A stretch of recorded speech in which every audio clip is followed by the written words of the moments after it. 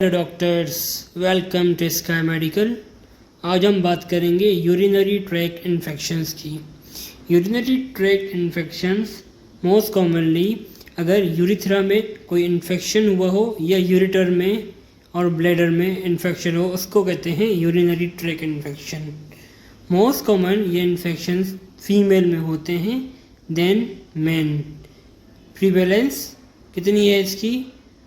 It is common disorder accounting for 1 to 3% of consultation in general medical practice। 3% most common होता है women में at the age of 20 year और increase होता है 1% each decade में, जबकि मेल में कॉमन नहीं है। और द एज ऑफ 60 के बाद जो है due to bladder outflow obstruction की वजह से यूरिनरी ट्रैक इन्फेक्शन होता है। यूरिनरी ट्रैक इन्फेक्शन की रीज़न्स क्या हैं, हम उसकी बात करते हैं। कि रीज़न्स हैं कि ऑब्स्ट्रक्शन आइदर हो जाए सबसे पहले, जिसकी वजह से आपको यूरिन पास ना हो, और एक्यूमुलेशन ऑफ यूरिन की वजह से बैक्टीरिया जो हैं वो फॉर्म होते हैं जो इन्फेक्शन करवा सकते हैं।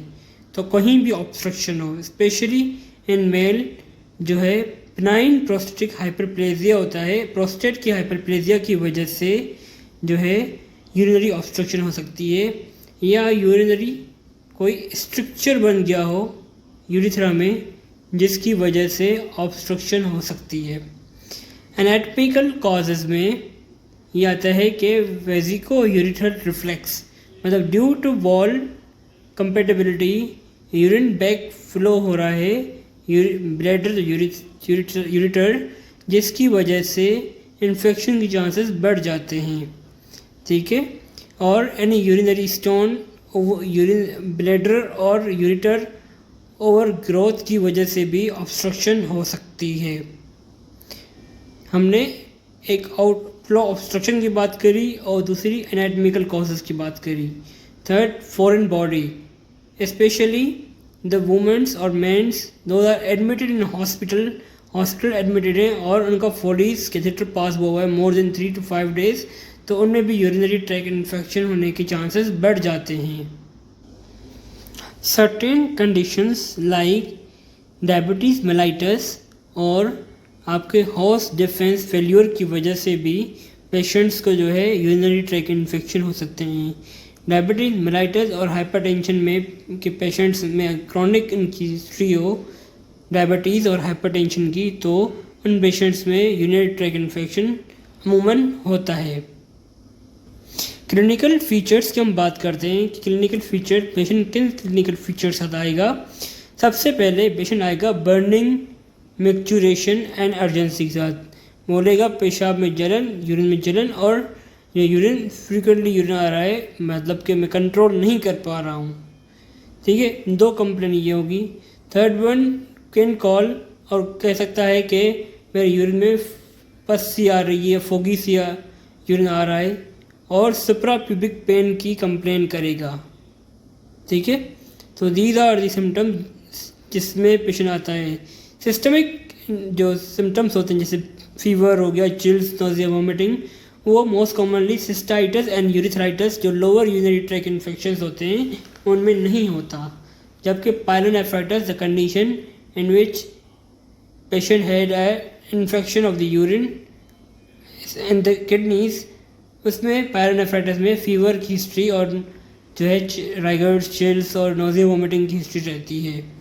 तो आपने 2 चीज़ें पढ़ी, सिस्टाइटिस और यूरिथ्राइटिस में जो है मिक्चुरेशन, अर्जेंसी, वॉइडिंग प्रॉब्लम्स, ठीक है, और हेमेचूरिया हो सकता है, और अनप्लीजेंट और भी मिल सकती है पेशेंट में।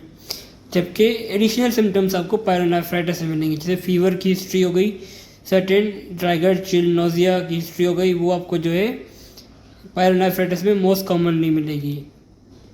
सो this is the comparison between cystitis and pyelonephritis.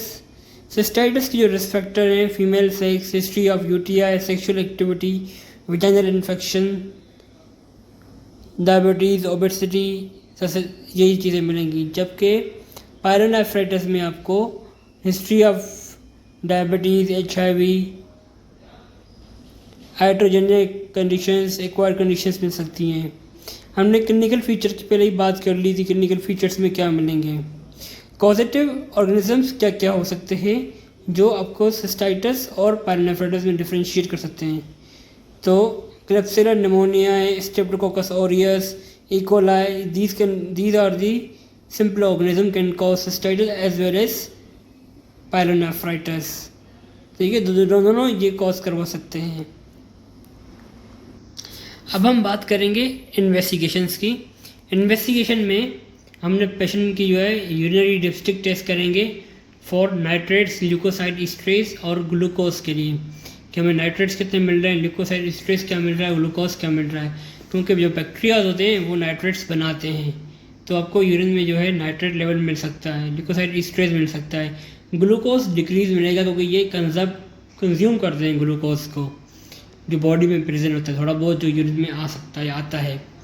ठीक है, और हमने और क्या क्या करवाना है इनमें, FB फुल ब्लड काउंट करवाना है, इलेक्ट्रोलाइट बैलेंस चेक करना है, क्रेटिनिन लेवल्स चेक करनी है। ठीक है, ब्लड कल्चर्स हम करवाते हैं फॉर ड्रग सेंसिटिविटी कि कौन सा ऑर्गेनिज्म और उसकी सेंसिटिविटी क्या है, कौन सी ड्रग हमें देनी चाहिए। रीनल ट्रैक्ट्स अल्ट्रासाउंड और CT कब करवाएंगे, जब कॉम्प्लिकेटेड और रिकरेंट इन्फेक्शन हो रहे हों और हमारे पास कल्चर्स जो है नेगेटिव आ रहे हों या परसिस्टेंट जो है कल्चर्स आपके पॉजिटिव आ रहे हों, दोनों में करवा सकते हैं हम। सिस्टोस्कोपी कब करवाएंगे, जब हेमेचूरिया की कंप्लेन होगी पेशेंट को विद जो है UTIs, तो सस्पिशियस के लिए कोई ट्यूमर पड़ा या ओवरग्रोथ पड़ी जो ऑब्स्ट्रक्ट कर रही है तो हम सिस्टोस्कोपी करवाते हैं, या कोई स्टोन पड़ा हुआ है उसमें भी करवाते हैं हम सिस्टोस्कोपी। CBC में हम क्या देखेंगे, CBC में हम TLC काउंट देखते हैं और साथ में हम जो है WBCs देखते हैं कि कितने हैं। ओके, WBCs और लिम्फोसाइटिक रेशियो देखा जाता है फॉर इन्फेक्शन, तो एक चीज़ हम ये देखते हैं। ठीक है, और इलेक्ट्रोलाइट्स, क्रेटिनिन लेवल्स देखते हैं क्योंकि रीनल फंक्शन कितना आपका जो है अफेक्टेड है ड्यू टू UTIs। इलेक्ट्रोलाइट्स भी आपकी यूरिनरी ट्रैक्ट इन्फेक्शन में मोस्टली नॉर्मल होते हैं, कभी कभार आपके डिरेंज होते हैं, तो ये चीज़ भी आपने देखनी होती है। मैनेजमेंट कैसे करेंगे, मैनेजमेंट हम करेंगे बेसिकली जो है एंटीबायोटिक्स के साथ हम मैनेज करते हैं पेशेंट्स को। और सेकंड थिंग जो हम सपोर्टेड मैनेजमेंट होती है वो होती है आपकी फ्लूइड इनटेक। कितना फ्लूइड इनटेक, जितना फ्लूइड इनटेक लेंगे उतना आपका जो है इन्फेक्शन है वो शेड आउट होगा थ्रू यूरिन। तो आपने दो चीज़ें करनी है।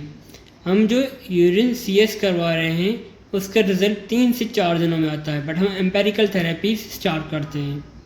सबसे most common drug of choice जो होती है वो ट्राइमेथोप्रिम और नाइट्रोफिरेंटोइन होती हैं जो हम 3 days के लिए देते हैं, बट ड्यू टू रेजिस्टेंस और सर्टेन साइड इफ़ेक्ट्स ये ट्रीटमेंट नहीं दिया जाता आजकल, और ये रेजिस्टेंट जल्दी हो जाता है। तो हम जो है most commonly second choice drugs देते हैं जिसमें प्रोफ्लॉक्सिन, नॉरफ्लॉक्सिन और क्विनोलॉन्स देते हैं या सेफ्लक्सिन देते हैं फॉर 3 to 7 days।